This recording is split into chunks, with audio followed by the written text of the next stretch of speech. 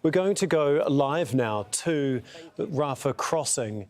This is the crossing between Egypt and Gaza, which has been blocked since the 7th of October. The UN Secretary-General Antonio Guterres is speaking. Let's listen in.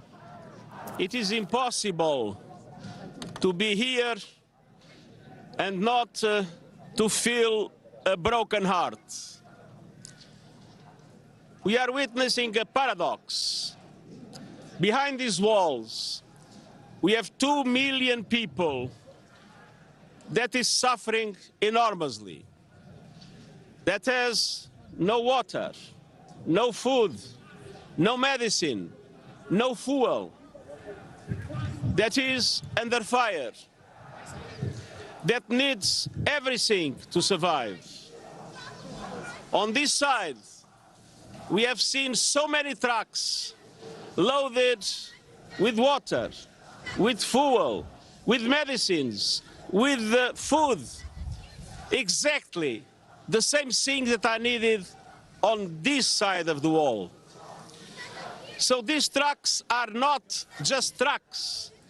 They are a lifeline. They are the difference between life and death for so many people in Gaza. And to see them stuck here makes me be very clear. What we need is to make them move to the other side of this wall, to make them move as quickly as possible and as many as possible. Now, recently, it was announced by Israel and by the United States that humanitarian aid would be allowed to enter Gaza. And I know that there is also an agreement between Egypt and Israel to make it possible. But these announcements were made with some conditions and some restrictions. And so we are now actively engaging with all the parties, actively engaging with Egypt, with Israel, with the US, in order to make sure that we are able to clarify those conditions, that we are able to limit those restrictions in order to have, as soon as possible, these trucks moving to where they are needed. We absolutely need to have these trucks moving as quickly as possible and as many as necessary. But for that, this must be a sustained effort. We are not looking for one convoy to come. We are looking for convoys to be authorized in a meaningful numbers of trucks to go every day into Gaza to provide enough support to the Gaza people. On the other hand, there are requirements of verification, but those verifications need to be effective, but at the same time, those verifications need to be done in a way that is practical and in a way that is expedited.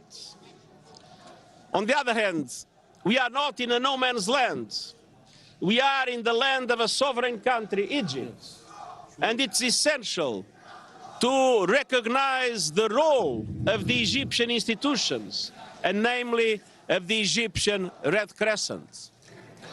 And finally, for UNRWA to be able to distribute aid on that side, it's necessary that UNRWA has fuel.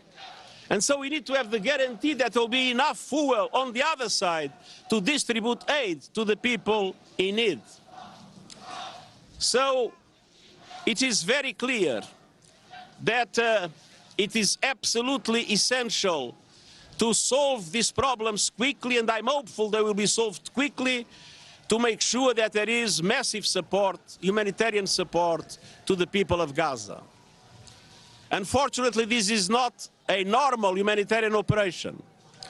It's an operation in a war zone. And that is the reason why I have appealed for a humanitarian ceasefire. Not that I consider that humanitarian ceasefire is a precondition for humanitarian delivery. We don't want to punish the Gaza people twice. First, because of the war, and second, because of the lack of humanitarian aid. But it is clear that humanitarian ceasefire would make things much easier and much safer for everybody. And I want to end by expressing my deep gratitude to the people and the government of Egypt. Egypt is today the fundamental pillar that allows hope to exist on that side of the border. Hope that these trucks will move to support them.